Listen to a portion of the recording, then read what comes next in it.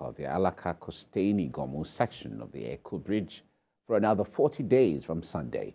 In a statement signed by the Federal Controller of Works, Olukorede Kesha, the closure is as a result of the damage noticed on some of the bridge members, which needed to be urgently worked upon.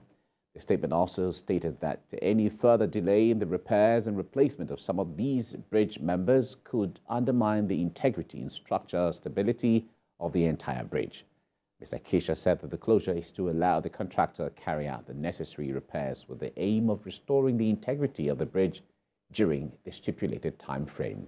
The service lane leading to Iganmu will be available, along with some alternative routes provided for motorists plying the route from Western Avenue and its environs.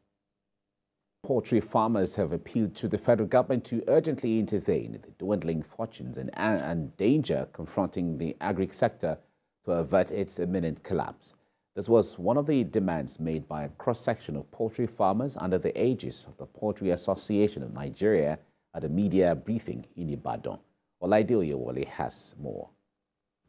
According to reports, the agri-sector has been contributing an average of 24% to the national GDP since 2018, providing job opportunities for Nigerians across its value chain. In 2019, the Central Bank of Nigeria categorized the poultry subsector as the most commercialized agri-sector, with a net worth of 1.6 trillion, which was about 25% of the sector's contribution to the GDP. However, it appears that the sector can no longer sustain this momentum, as stakeholders in the poultry industry have expressed their concern about the current challenges that are pushing the industry towards imminent collapse. They identified unavailability of maize as a major threat to the survival of their birds. Some of these challenges include and not limited to the following: high cost of feed, caused partly by raw material shortage, given the seasonal of the major raw materials inputs, namely maize, that form about 60% requirement, and soybean meal, among others. They are also urging the government to declare a state of emergency on maize by permitting its importation, as well as addressing other pertinent issues such as access to loans, among other challenges bedeviling the industry. That state emergency be declared on maize and soya production through the implementation of farm clearing, seed and fertilizer supply. Grain should be planted all year round, making it adequate, making adequate use of irrigation and of our various river basins. The Western government, they feed the, what is it called now? IDPs and correctional centers. They feed them every day. Why can't they buy eggs and use it in feeding them? We will not even have enough egg to sell. Look at all the inmates all over the country.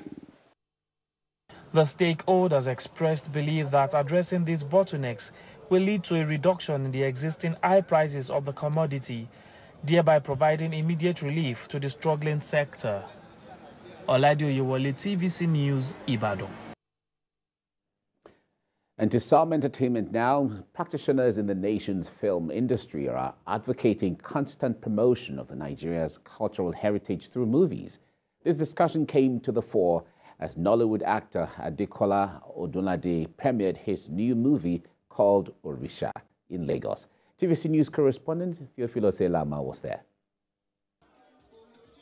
It's a celebration of the cultural heritage of the Yoruba race expressed in diverse ways. This expression, seen in the outfits, food and other forms, is born out of the need to promote the nation's cultural heritage. And what better way to do that than to showcase it in our movies? The thing is, we can't do the Batman. It's not indigenous to us. We can't do Batman, we can't do Spider-Man. That's not indigenous to us. What's indigenous to us is what we grew up with. Our fathers, Oshun, Ogun, and all of the gods, the deities that were. And that's exactly what played out in this film. We begin to see more and more of this. This is just the beginning for the Yoruba movie industry. People out there actually want to see indigenous films. They want to see movies shot in, local languages. and I must tell you, Yoruba has it. Nollywood actor Odunlade Adekola is premiering his movie Orisha, which is born out of the need to ensure the nation's cultural heritage is passed on to generations. It's just it's a belief, that is woven with culture. So I wouldn't say, oh, let us sideline this because we say it is diabolic. It's our culture. Embrace the culture, celebrate the culture, sell the culture. Because at the end of the day, every day, because we all travel around the world, we see many cultures, we are embracing other cultures and we are forgetting our culture.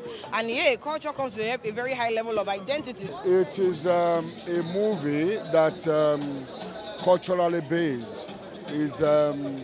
It promotes the tradition and culture of the people.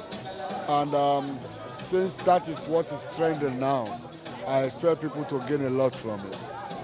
Everything that we can see inspired me to Orisha movie. Everything, all our culture, yeah.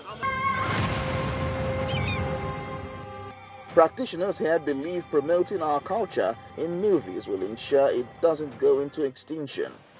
They also posit that going this route will ensure generations to come have content they can use to learn their culture. Theophilus Ilama, TVC News, Lagos.